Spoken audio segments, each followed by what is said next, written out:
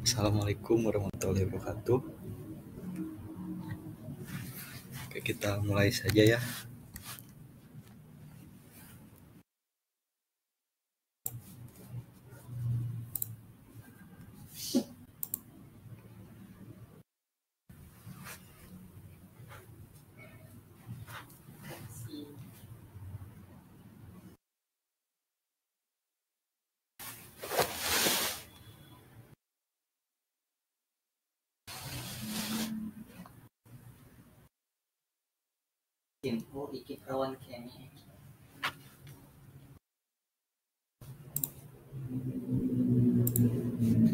Apakah layarnya kelihatan?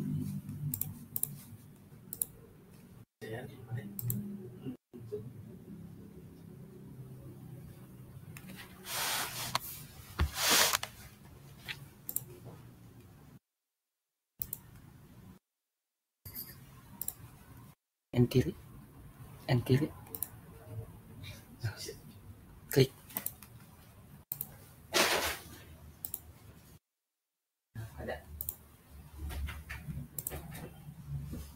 Oke, sudah ya kelihatan ya. Oke, saya mulai. Di sini saya akan membahas tentang how to become a UI UX designer in tech industry atau bagaimana cara kerja UI UX design di dalam dunia industri. Saya Depian Anang Putra. Saya magang di BISAI bagian UI UX. Kita next aja. Pengenalan dulu ya. Sekarang dari definisi user interface atau UI UX.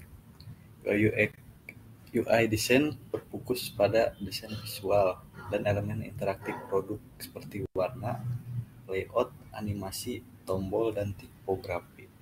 Sedangkan UX atau user experience merupakan konsep yang luas dengan banyak dimensi untuk menciptakan pengalaman pengguna yang lancar pada produk atau layanan. Mungkin sedikit gambaran untuk UI UX. Dari UX ada interaction design atau yang berfokus pada pengalaman pengguna, wireframe, dan prototype atau rancangan desain serta prototype jalan kerja desain nantinya. Ada user research juga, skenario, dan informatif arsitek. Sedangkan di sisi UI ada visual design, color, graphic design, layout, dan tipografi. Menjadi UI UX designer tuh penting untuk memahami prinsip-prinsip dasar desain. Contohnya user friendly, desain yang estetik, desain yang konsisten, dan desain yang sesuai dengan kebutuhan. Contoh desain user friendly itu apa sih? Jadi user friendly itu tidak menyusahkan pengguna baik dari sisi penggunaan dan lain-lain. Contoh kecilnya misal tombol yang tidak terlalu besar dan tidak terlalu kecil sehingga memudahkan untuk mengaplikasikan desain nantinya. Desain yang estetik juga dibutuhkan supaya pengguna lebih nyaman menggunakan aplikasi. Desain yang konsisten itu sangat penting supaya pengguna tidak bingung gitu dikala menggunakan aplikasi atau web. Desain sesuai kebutuhan. Desain sesuai kebutuhan ini maksudnya desain yang clean dan simple, tidak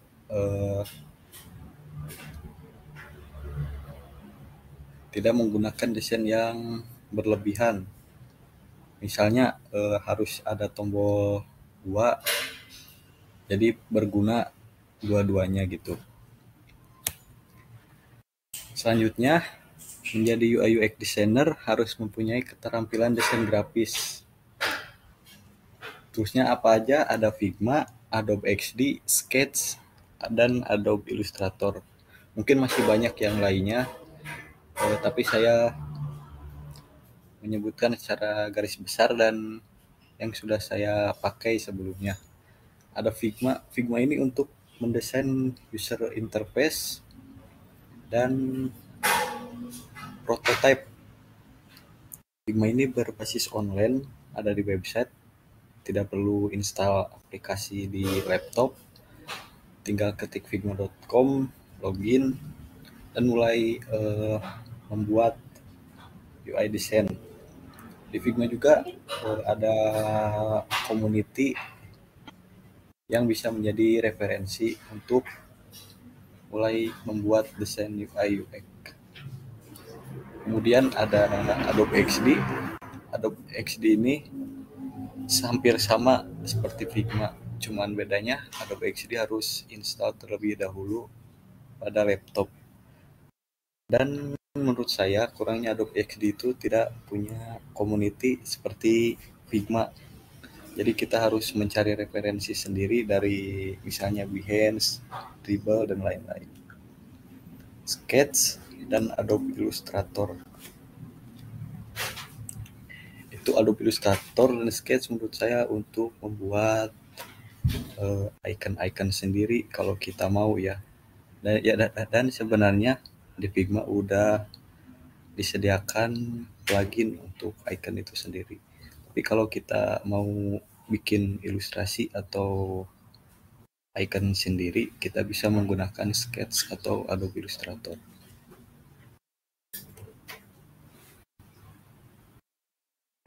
Menjadi UI UX designer tuh minimal mempunyai pemahaman dalam bahasa pemrograman, karena nantinya desainer harus berkomunikasi dan berkolaborasi dengan tim developer yang akan mengembangkan desain yang dibuat, supaya tidak menyulitkan juga kepada tim developer.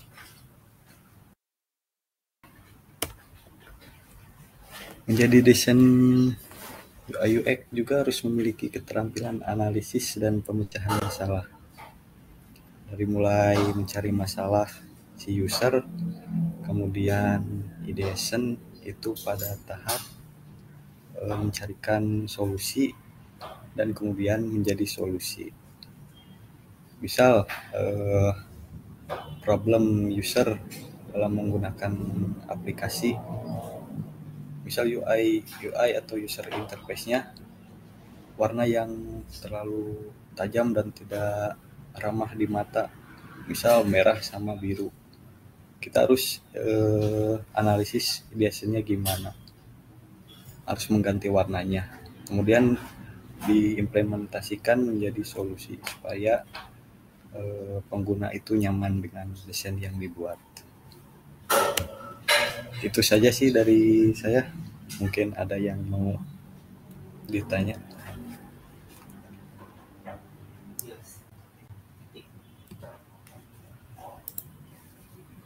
Ya boleh. Rifki Muhammad Fauji.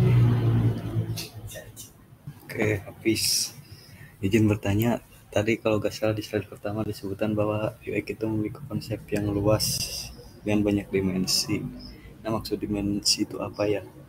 Maksud dimensi dalam UX itu kita harus langsung berinteraksi dengan user atau disebutnya user research dari pertanyaan, kemudian memahami persona dari user yang akan menggunakan aplikasi atau website, seperti latar belakang persona, kebiasaan persona, dan lain-lain. Begitu, Hafiz.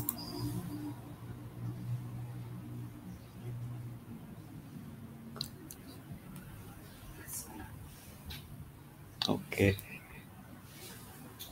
Apakah ada lagi barangkali mau bertanya? Oke, Muhammad Fauji ada pertanyaan. Izin bertanya perihal UX. Tadi kan UX lebih ke experience dan UI lebih ke tampilan. Ya, betul. Nah, pertanyaannya, jika kita membuat suatu tampilan, hal utama yang lebih ditonjolkan atau yang lebih dipentingkan apa dulu? Terus perihal kesesuaian warna untuk tampilan. Untuk di tampilan itu apakah harus ada data pengguna terlebih dahulu atau gimana? Gimana sih alur birokrasi yang jelas dalam membangun UI UX di sebuah perusahaan? Jadi alur UI UX itu meski namanya dari UI dulu ya, sebenarnya kita memulai dari sisi UX atau user experience, dari mulai mengumpulkan data-data pengguna, membuat user persona, user journey, dan lainnya. Kemudian habis itu barulah ke sisi tampilan. Sisi tampilan itu diambil dari data yang UX research tadi. Misal, kita akan mempunyai aplikasi yang digunakan untuk remaja. UI desainnya juga harus menggambarkan dari segi warna, terus tata letak, kegunaan harus sama seperti data dari UX research yang dikumpulkan tadi. Begitu. Apakah sudah jelas?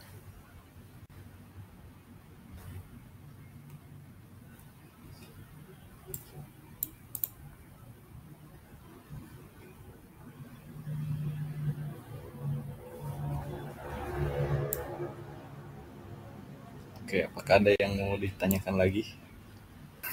Kak, rekomendasi channel atau YouTube untuk belajar UI UX, apakah ada recommended, Kak? Untuk channel YouTube atau belajar UI UX sih, saya biasanya belajar di Instagram. Akunnya nanti saya tulis ya.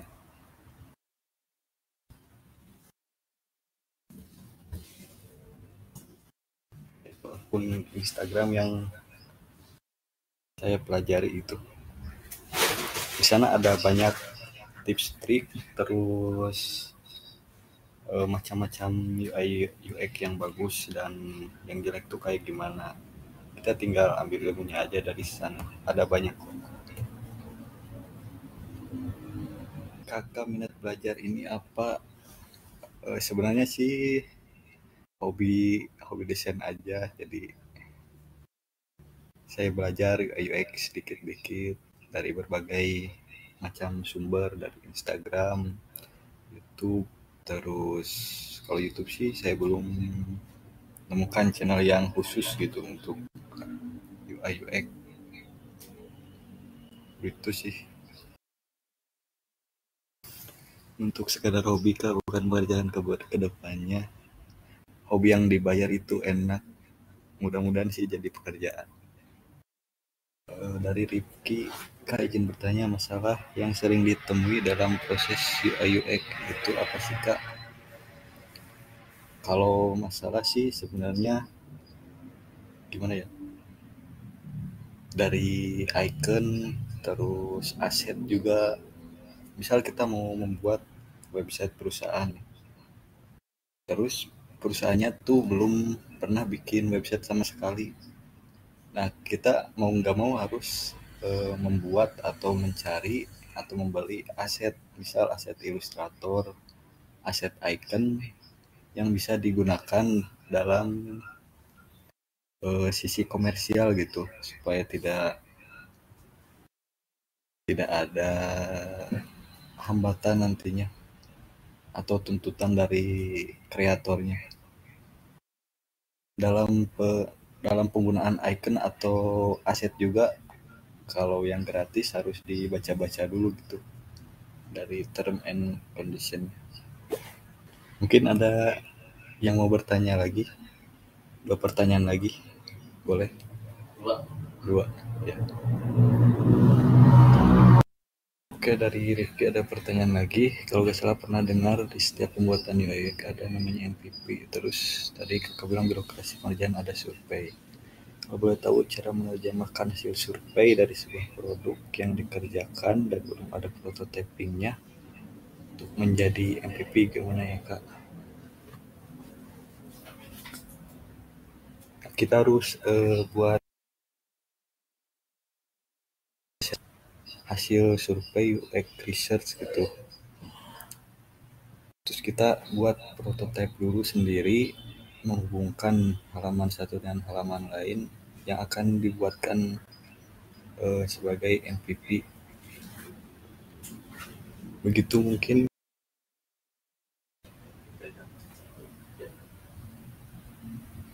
Alhamdulillah.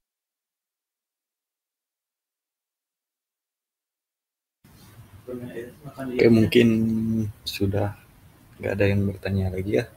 Terima kasih untuk teman-teman yang sudah menghadiri webinar kali ini.